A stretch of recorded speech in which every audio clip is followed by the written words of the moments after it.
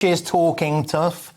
Is it the end of friendly relationships? Are China truly a threat? Well, some might have seen the end of these relationships coming a little bit earlier on. This was, of course, last night at the Lord Mayor's banquet, Rishi Sunak's first opportunity to have a major foreign policy speech. He's been a very domestic, focused Prime Minister. Of course, all of his briefs previously in Parliament have been focused on the domestic economy. He hasn't had much to say about international affairs. And almost in true Rishi Sunak style, we've seen him walking a bit of a tightrope, sort of in the middle of the road, saying that the golden era is well and truly over, but also saying that we need to be pragmatic in terms of dealing with China. So to some extent, speaking out against human rights abuses, but by the same token, also having economic engagement, which of course is not the line that people like Ian Duncan Smith, the former Conservative Party leader, a member of IPAC, the International Parliamentary Alliance on China, the more hardline people on China, they're a bit upset with Rishi Sunak for not going further, for not saying we need to have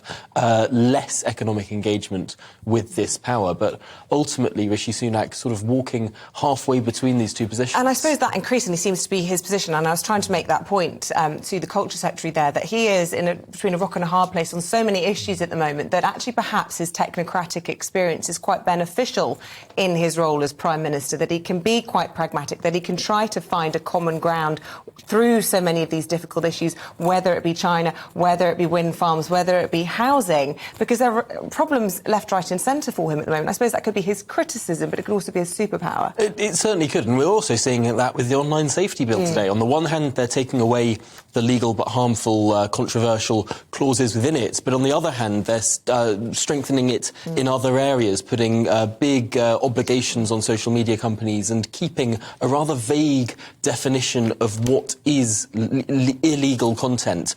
Content that may well be presumed to be illegal is the phrase in the bill. So that could cover more than just strictly illegal content. So there's a lot of, I suppose, standing in the middle of the road here. And that could be a wise political tactic. But on the other hand, it opens him up to the criticism that we've seen from the Labour Party for the last few weeks now, that he is a weak Prime Minister that is being pushed around by different elements in his party. I think this week we're going to see Rishi Sunak try and counter that sort of stereotype, that caricature, with trying to talk tough in certain areas. So, Alex,